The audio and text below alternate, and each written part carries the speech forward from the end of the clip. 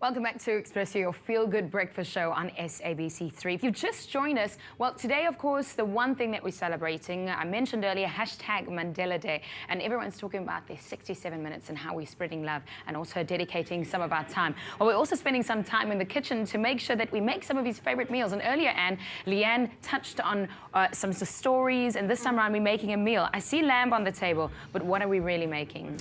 We are... Now, I hope he's not going to be too cross because we're making a version of George Bizos's Greek lamb. Right. If you talk to George Bizos's buddies from the 50s, they all say, you think of him as this great human rights lawyer, but I'm here to tell you he is famous because he is the best briar in the world. Oh, wow. So what we're going to do is George Bizos makes a Greek lamb on a spit, and he takes the whole lamb and he wires it up and he marinates it overnight, and the food sounds a bit large. And I just thought, yeah, a whole sheep in the studio might be a bit alarming. Right. First thing in the morning. So what we've done is take a leg of lamb, right. And this is a sort of modified version that you could make for Mandela Day. And really, all you're going to do is you are making a kind of classic Greek marinade. So it's about 2 tablespoons of olive oil. I'm just sloshing I love here. how you're measuring it. Yeah, yes. Exactly. And if I can get you to squeeze the lemon, no problem. that would be so fabulous, just all over.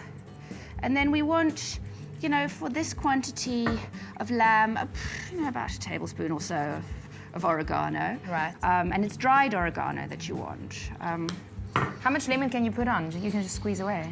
I think, you know, for a leg of lamb this size, you know, you probably want about a lemon. You don't want too much because lemon will start to cook things, of course, you know, that. And then you are going to kind of sprinkle a whole lot of garlic over it. And into the marinade. The herbs makes it look amazing. It smells so good. What we'll do okay, is that's my job. And when we'll just, you know, just brush the lemon right over the meat, just so that you get away any blood spots, which, you know, is especially important if you've got a whole lamb, especially around the neck. You get kind of clogs of blood where the poor beastie met its end. And then, you know, what you're going to do is leave that overnight to marinate. And if you've got a whole sheep, you're obviously going to need like a, you know, a seriously very big lemon. yeah. But, you know, if you've got this, just sort of cover it in plastic, shove it in the fridge, go out, do something else overnight, etc. And then you shove it in the oven and bake it and roast it for, you know, it depends on the size of your lamb, but you want it sort of medium rare. But, you know, what they would do in the 50s, this is in the late 50s, is they would have these amazing braais, Mandela and his friends, mainly at Joe Slovo's house. And Joe Slovo was not a cook, that he believed in making the drinks. Yeah. And he occasionally would make salad. salad. Man, yeah. He would occasionally make salad, but that was about he thought that like parties meant cocktails, really. Right. And, you know, this being the 50s, and, you know, it sounds like a funny story now, but actually it's ghastly and tragic, is that, you know, apartheid legislation said that African people could not drink intoxicating liquor. Right. So what Slovo would do, because these were multiracial parties, was he would serve the drinks in very short tots. And to drink it quicker. Well, exactly, but if the police raid the party, you either have to be able to knock it back or throw it over your shoulder very quickly. So they served short tots for everything. So, you know, that George Bizos would be in the garden, he would like get his kids to first dig a hole, and then they would put the coals in and get it nice and hot, and then they'd have, you know, you need lots of children for the original recipe, because you have to, you know, you have to have somebody rotating. Turn the coals around, okay. Yeah. And then, so they would have the short tots.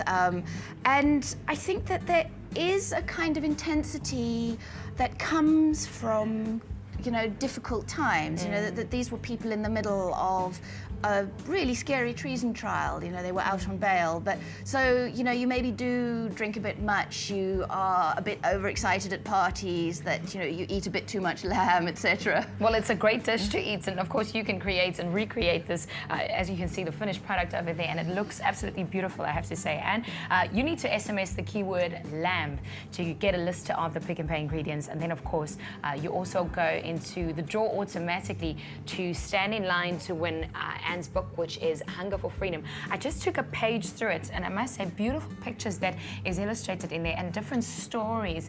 How do you get all of that together with these beautiful recipes? I mean, it's a storybook with just lovely tastes in it.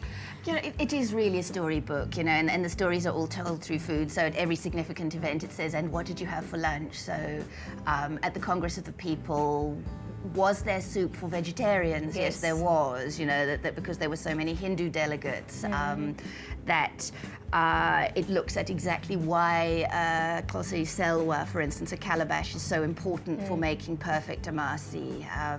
And so it really is a way of getting a genuine taste of the times, that you want to be able to reach out and touch that braai in the 50s and get a sense of who those people were beyond the kind of mythology of, you know, people that have turned into statues and posters on the wall. You know, this is real people with real lives who looked after each other and loved each other. And well, it's great that you can take history that was sometimes unpleasant and that you can make it smell good and taste good as well. So, Anne, it's really good to have you on the show. Again, that keyword is lamb to 33728, and you can get a list of the ingredients and, of course, going to the draw for that amazing book as well. We're going to pop this in the oven, hopefully for 67 minutes.